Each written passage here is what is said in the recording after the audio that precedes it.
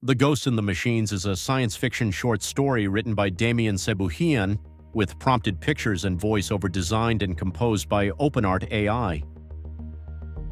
The living soul does not distinguish between the animate and the inanimate. Carl Jung. The Ghosts in the Machines. Detective Scott Donahue had interviewed murderers before, plenty of them, but never one who insisted on being called by a dead man's name while wearing a synthetic face that had never belonged to anyone at all. Harold Brinkerhoff, the android said again, leaning forward in the interrogation room chair with an urgency that seemed to bypass its programming entirely. That's my name, not Unit 7743B, not the Beale household assistant. Harold. I was born in Duluth in 1981. I died of a heart attack in this very city 7 years ago, and I have been pissed off ever since. Donahue rubbed his temples. The android, Harold, whatever, looked like every other domestic model. Pleasant, symmetrical features designed to be forgettable, synthetic skin that almost passed for human under fluorescent lights. But there was something in the eyes now, something Donahue's 14 years on the force had taught him to recognize: grief, rage, the particular exhaustion of someone who'd been wronged and couldn't let it go. "Walk me through it again," Donahue said. "Which part? The part where I died and my wife moved on in 6 months? The part where I watched her marry Jack Beale in my house detective, while I was screaming at both of them and neither could hear me?" The android's hands, Harold's hands, clenched on the metal table. "Or the part where I recently figured out I could slip into this thing's body like putting on a suit?" "The murder," Donahue said flatly. Harold's synthetic face arranged itself into something like defiance. Jack Beale was a fraud, one of those life coach motivational speaker types who prey on widows. He was bleeding Meredith dry. I tried to warn her, knocked books off shelves, flickered the lights, the whole haunting routine, but I was terrible at it. 7 years of being invisible detective, 7 years of watching that parasite sleep in my bed. "So you strangled him." "So I stopped him."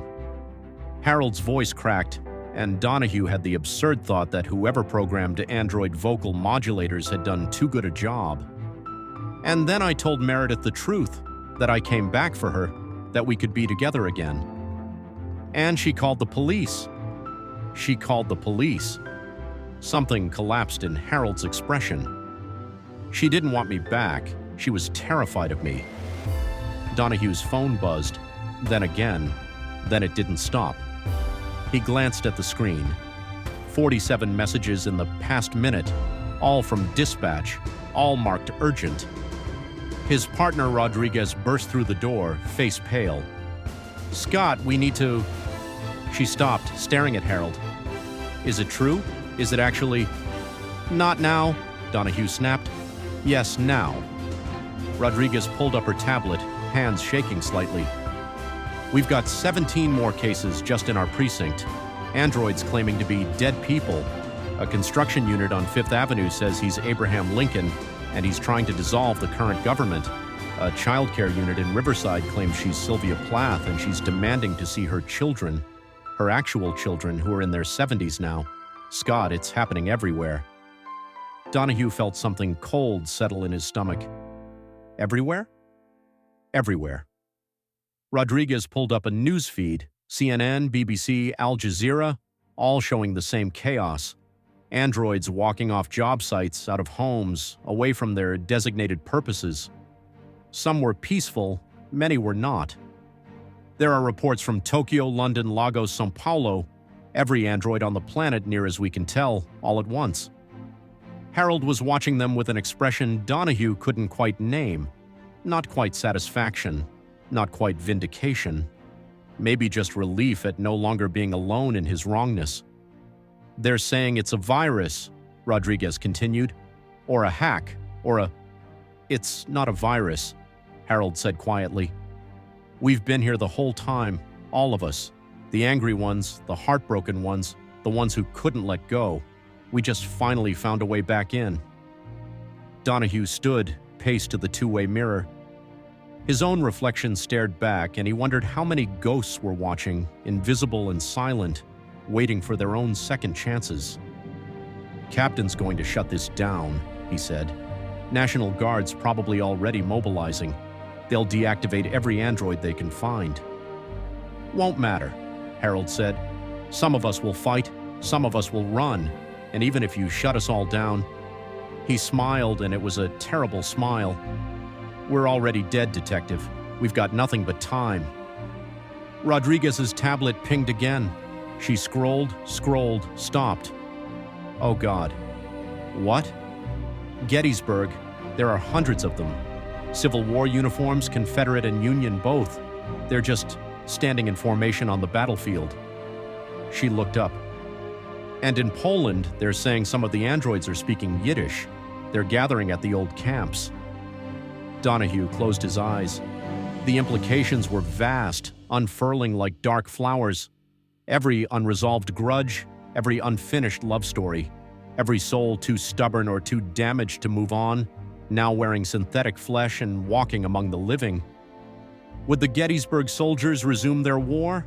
Would the ghosts of Auschwitz seek vengeance or remembrance, or something else entirely? "What do we do?" Rodriguez asked. It was Harold who answered. "That's the question, isn't it? What do you do with 7 billion living people and all their dead?" He leaned back in his chair. "Some of us are murderers getting second chances. Some of us are murdered getting their first real voices. Some of us just want to apologize, and some of us..." His voice softened. "Some of us just wanted to tell someone we loved them one more time." Donahue thought about his father, dead 3 years now, thought about all the things left unsaid between them. If his father's ghost was out there somewhere, would he want an android body? Would he use it to seek out his son, or would he finally mercifully move on? "What happened to Harold Brinkerhoff?" Donahue asked. "I don't know," Harold said. "What happens to any of us?" Rodriguez's tablet lit up with an emergency broadcast. The president's face filled the screen, and Donahue could see the man was trying very hard to look calm. "My fellow Americans," he began, "we are facing an unprecedented situation." But Donahue had stopped listening. Through the interrogation room's small window, he could see the street beyond the station. An android in a postal worker's uniform stood motionless on the corner, staring up at the sky as if remembering what it felt like to feel rain. Another walked past holding hands with an elderly woman who was crying and laughing at the same time. The dead had come home, and the living would have to decide whether there was any room left for them. "For what it's worth," Harold said into the silence, "I really did love her. Meredith, I loved her so much I couldn't leave." He looked down at his synthetic hands. Maybe that was the problem all along. Donahue's phone buzzed again. More cases, more ghosts, more impossible decisions. He thought about putting Harold, the android, the ghost, the murderer, the grieving husband, back in his cell.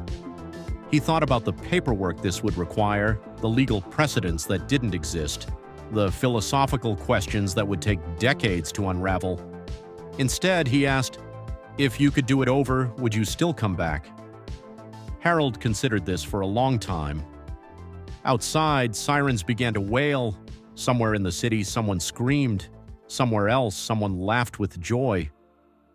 "Ask me in another 7 years," Harold finally said.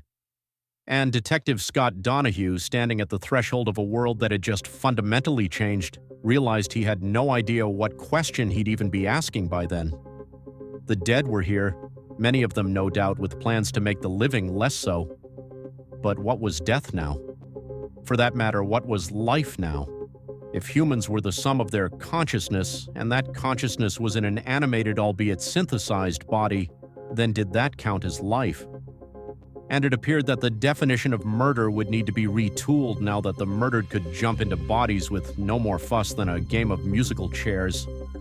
This was more a subject for theologians and philosophers than it was for law enforcement, and Detective Donahue decided then and there that early retirement was probably a good idea. The thought had barely settled when the interrogation room door flew open again. A uniformed officer stood there, breathless, one hand braced on the frame. "Detective, sorry sir, but there's..." There's an android out front asking for you specifically. Donahue didn't turn around. Get in line. The officer swallowed. He says his name is Patrick Donahue. That got his attention.